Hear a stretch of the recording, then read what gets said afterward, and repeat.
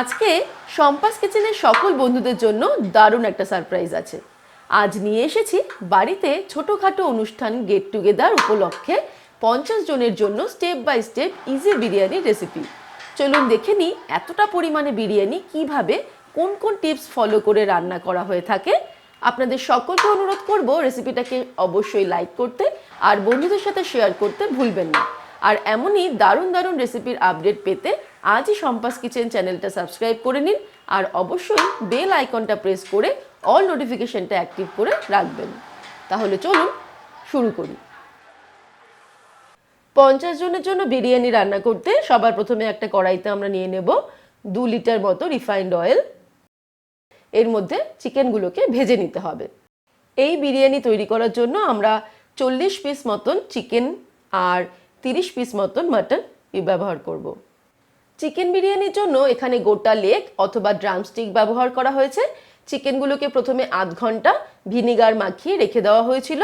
তারপর চিকেনগুলোর মধ্যে মাখিয়ে নেওয়া হয়েছে কেশর রং, কাশ্মীরি রেড চিলি পাউডার আর নুন। চিকেনের পিসগুলো ভালো করে ফ্রাই করে নেওয়া হয়ে গেল গোল্ডেন ব্রাউন করে। এবার এগুলোকে তেল থেকে ছেঁকে তুলে নিতে হবে।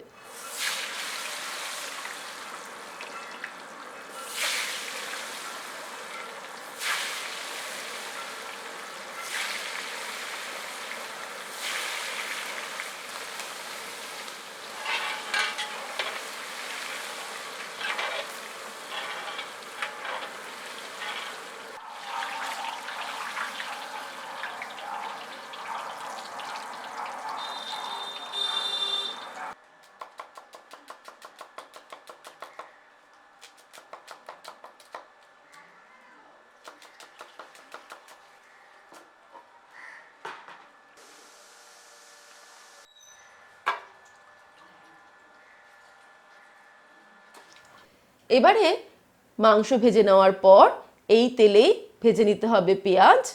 প্রায় 1 কেজি 250 গ্রাম মতো পেঁয়াজ ভালো করে কুচিয়ে নেওয়া হয়েছে। এই তেলে পেঁয়াজগুলোকে ভেজে বেরেস্তা বানিয়ে নেওয়া হবে।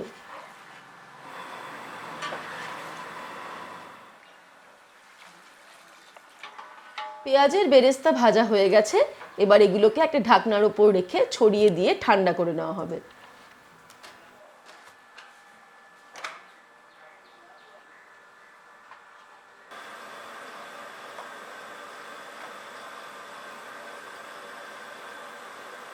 অন্যদিকে একটা হাঁড়িতে মাটনটা রেডি করে নেওয়া হবে। তার জন্য তেলের মধ্যে ফোড়ন দেওয়া হচ্ছে গোটা গরম মশলা আর তেজপাতা। গোটা গরম মশলার মধ্যে নেওয়া হয়েছে ছোট এলাচ, বড় এলাচ, দালচিনি, লবঙ্গ আর গোলমরিচ। ফোড়নটাকে নাড়াচাড়া করে দিয়ে দেওয়া হলো মাটনের টুকরোগুলো। এখানে 2 কেজি মাটন আছে, প্রায় 30 পিস। মাটনের পিসগুলো তেলে অ্যাড করার পরে কিছুক্ষণ নাড়াচাড়া করে এর মধ্যে কিছু গুঁড়ো মশলা অ্যাড করতে হবে।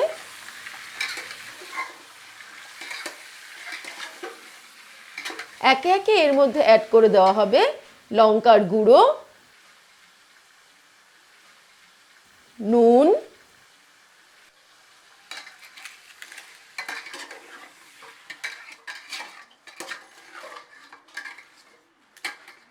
কাশ্মীরি রেড চিলি পাউডার,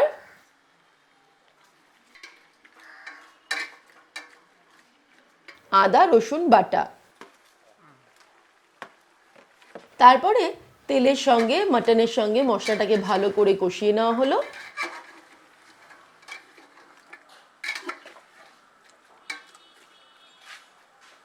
তারপর অ্যাড করে দেওয়া হলো জল। খেয়াল রাখতে হবে মাটনটা যতক্ষণ সিদ্ধ হবে সেই পরিমাণে জলটা অ্যাড করতে হবে, কারণ এটা প্রায় ঘন্টাখানেক সময় লাগবে সিদ্ধ হতে।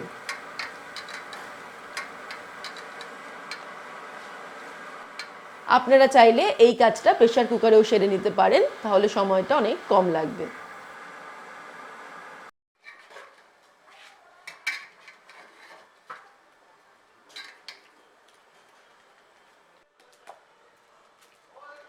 মাটন সেদ্ধ হওয়ার সময়ই একটা জায়ফল গুঁড়ো করে এর মধ্যে অ্যাড করে দেওয়া হলো। এতে কিন্তু সুগন্ধও হবে, তেমনি মাটনটা তাড়াতাড়ি সিদ্ধও হয়ে যাবে।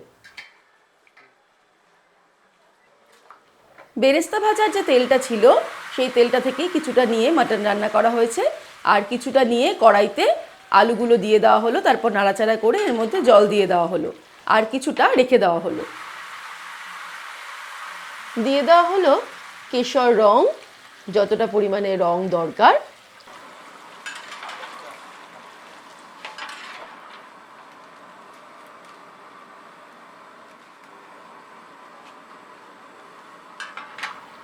দিয়ে দেওয়া হচ্ছে স্বাদ মতো নুন।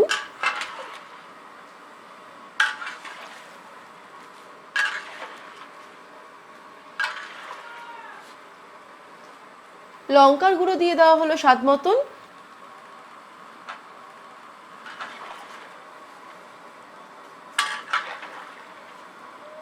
আর কয়েকটা তেজপাতাও দিয়ে দেওয়া হলো। এবারে এই জলের মধ্যে আলুটাকে ভালো করে সিদ্ধ করে নেওয়া হবে। এবারে বিরিয়ানির মশলা তৈরি করা হবে।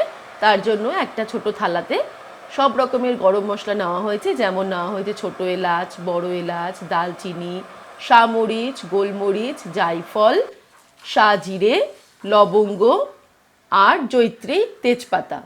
জয়িত্রী বাদে সব গরম মশলাগুলো প্রথমে কড়াইতে, শুকনো কড়াইতে একটু ড্রাই রোস্ট করে নেওয়া হবে। আর এর সঙ্গে কিন্তু কিছু গোলাপের পাপড়িও অ্যাড করে দেওয়া হয়েছে এই সময়।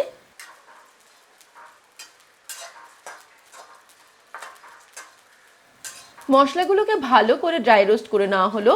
এবারে ওভেন থেকে নামিয়ে সামান্য ঠান্ডা হওয়ার পর এর মধ্যে জয়িত্রীটা অ্যাড করে ভালো করে মিক্স করে নেওয়া হলো। তাতেই জয়িত্রীটা যতটা গরম হবে সেটাই কিন্তু গরম। এবারে এই সমস্ত মশলাগুলোকে ভালো করে গুঁড়ো করে নিলেই বিরিয়ানি মশলা তৈরি হয়ে যাবে। এই সমস্ত উপকরণগুলি অর্থাৎ মশলাপাতির ওজনগুলো আমি ডেসক্রিপশনে দিয়ে দেব। এদিকে বিরিয়ানির আলুগুলোও কিন্তু সিদ্ধ হয়ে গেছে। এটা একটা টুথপিক দিয়ে চেক করে ভালো করে দেখে নিতে হবে।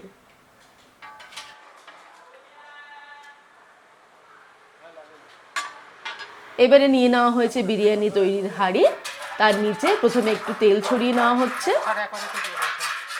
একদম নিচের লেয়ারে দেওয়া হবে সিদ্ধ করে রাখা আলু। সবকটা আলুই এখনই অ্যাড করে দেওয়া হলো। তারপর আলুগুলোকে ভালো করে ছড়িয়ে দেওয়া হবে।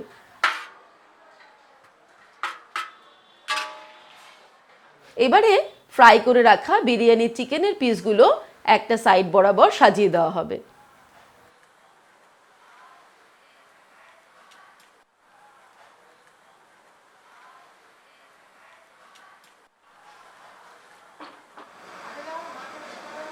ওদিকে মাটনও সিদ্ধ হয়ে রেডি হয়ে গেছে। মাটনের পিসগুলো অন্য সাইডে ছড়িয়ে দেওয়া হলো, যে সাইডে চিকেন দেওয়া হয়নি সেই সাইডে।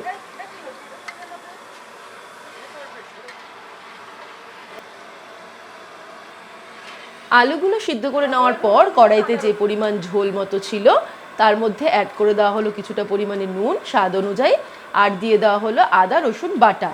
তারপর ভালো করে মিক্স করে এটাকে ফুটিয়ে নিতে হবে।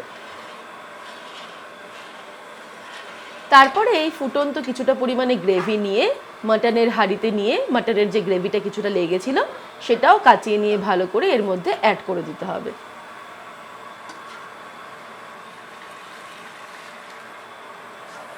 ভালো করে ফুটিয়ে নেওয়ার পর একটা পাতলা গ্রেভি আমাদের রেডি হয়ে গেল।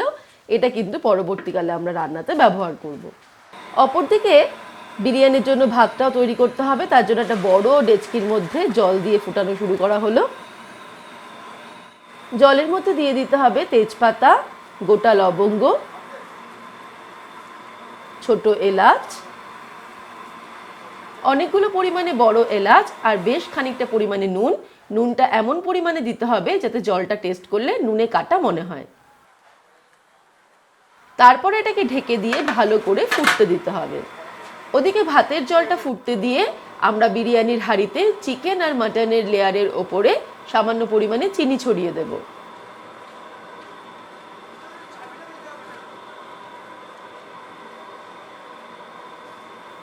দিয়ে দিচ্ছি বেশ কয়েকটা পরিমাণে আলু বোখরা। আলু বোখরা যখন দোকান থেকে কিনবেন তখন কিন্তু লালচে দেখে কিনবেন। আর সব কিছু মশলাপাতির উপকরণের পরিমাণটা আমি ডেসক্রিপশনে দিয়ে দেব।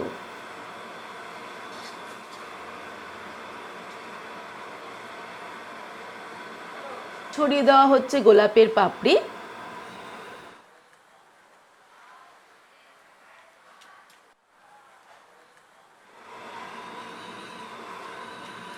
শুকনো গোলাপের পাপড়ি ছড়িয়ে দেওয়ার পর ছড়িয়ে দেওয়া হচ্ছে মিঠা আতর।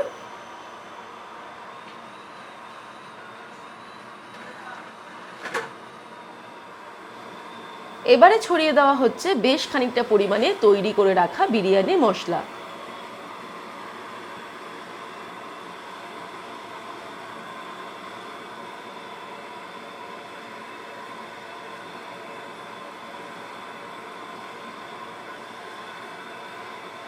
এবারে তৈরি করে রাখা যে পাতলা গ্রেভি সেটা উপর দিয়ে ছড়িয়ে দেওয়া হলো এইভাবে ডাব্বু হাতা দিয়ে।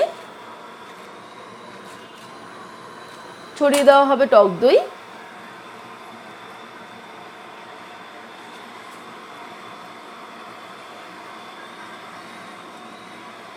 তারপরে তৈরি করে রাখা পেঁয়াজের বেরেস্তাও ছড়িয়ে দেওয়া হলো।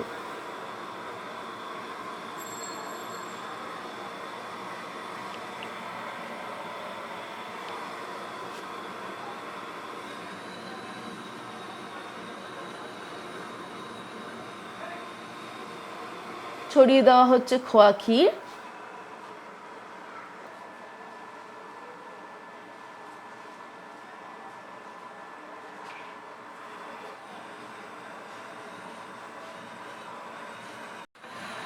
ওদিকে ভাতের জন্য যে জলটা ফুটতে দেওয়া হয়েছে সেখান থেকে কিছুটা পরিমাণে জল একটা কড়াইয়ের মধ্যে নিয়ে নেওয়া হলো।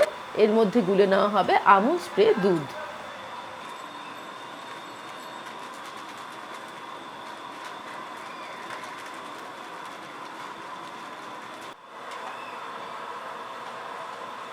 এবারে আমি ডেচকিতে দিয়ে দিচ্ছি ভিজিয়ে রাখা বিরিয়ানির চাল। এখানে আমি নাফিস চালটা নিয়েছি 7 কিলো। এটা প্রায় ঘন্টাখানেক ধরে ভিজিয়ে রাখা হয়েছে। বিরিয়ানির জন্য কিন্তু এরকম আরও অনেক রকম চাল পাওয়া যায়, যেমন কিশমিশ, 303, এগুলো সবই আতপ চাল। আর সব থেকে ভালো হয় ইন্ডিয়া গেট ক্লাসিক চাল ব্যবহার করলে।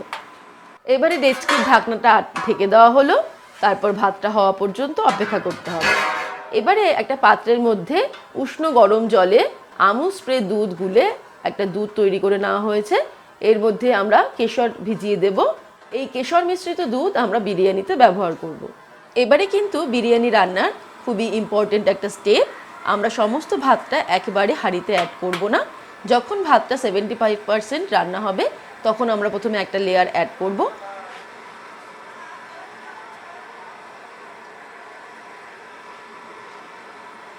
তারপরে আবার কিছুক্ষণ ভাতটা হতে দেব। 85% ভাতটা যখন কুক হয়ে যাবে তখন আবার একটা লেয়ার অ্যাড করব। আর সব শেষের লেয়ারটা যখন ভাতটা 95% রান্না হয়ে যাবে তখন অ্যাড করব। এইভাবে সম্পূর্ণ চালের ভাতটা 3টে লেয়ারে অ্যাড করব। আর প্রতিবার ভাত অ্যাড করার পরে প্রত্যেক লেয়ারেই বিরিয়ানির মশলা অ্যাড করতে হবে।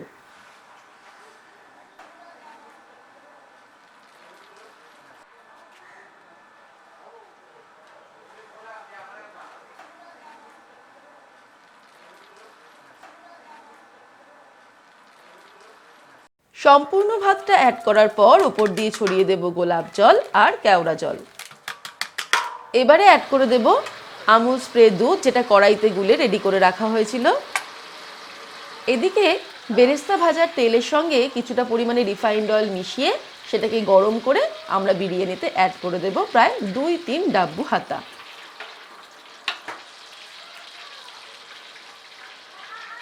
আর কেশর মিশ্রিত দুধের মধ্যে কিছুটা পরিমাণে কেশর রং মিশিয়ে সেটাও বিরিয়ানির ওপর দিয়ে ছড়িয়ে দিতে হবে।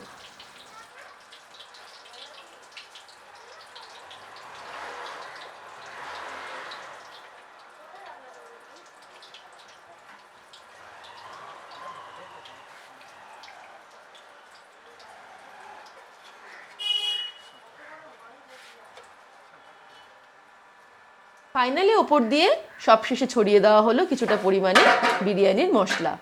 তারপর ঢাকা দিয়ে হাঁড়িটাকে ওভেনে বসিয়ে দেওয়া হলো।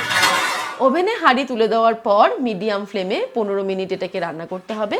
তারপর ফ্লেমটাকে একদম লোতে করে আরও 5 মিনিটের মতো দমে দিতে হবে। আপনারা চাইলে এটাকে আটা দিয়ে হাঁড়ির ঢাকনাটা আটকে দিয়েও দমে দিতে পারেন। আমাদের ক্ষেত্রে যেহেতু বিরিয়ানিটা তাড়াতাড়ি সার্ভ করার দরকার ছিল তাই আটার প্রলেপটা দেওয়া হয়নি। তবে আটার প্রলেপ দিয়ে বিরিয়ানির হাঁড়িটা আটকে থাকলে বিরিয়ানিটা অনেকক্ষণ পর্যন্ত গরম থাকবে আর কোনো ফাঁকা দিয়ে বিরিয়ানির ভেতরের গ্যাসটা বেরিয়ে যাবে না। ব্যাস তৈরি হয়ে গেল 50 জনের জন্য বিরিয়ানি। এবারে চলুন একটা প্যাকেটে সার্ভ করে দেখানো যাক বিরিয়ানিটা কেমন হলো। বিরিয়ানি সুগন্ধ তো দারুণ বেরিয়েছে, আর আমি টেস্ট করেও দেখলাম জাস্ট মুখে লেগে থাকার মতন স্বাদ হয়েছে। অনুষ্ঠান বাড়ির মতন এতজনের বিরিয়ানির রেসিপি আপনাদের ভালো লাগলে রেসিপিটা অবশ্যই লাইক ও বন্ধুদের সাথে অনেক অনেক শেয়ার করতে ভুলবেন না। আর আগামী দিনে আরও এমন রেসিপির আপডেট পেতে আজই শম্পাস কিচেন চ্যানেলটা সাবস্ক্রাইব করে নিন, আর অবশ্যই বেল আইকনটা প্রেস করে অল নোটিফিকেশনটা অ্যাক্টিভ করে রাখবেন। সুস্থ থাকবেন, ভালো থাকবেন। আমি আবার হাজির হব সোম, বুধ, শুক্র দুপুর 1টায় নতুন নতুন রেসিপির সঙ্গে। নমস্কার।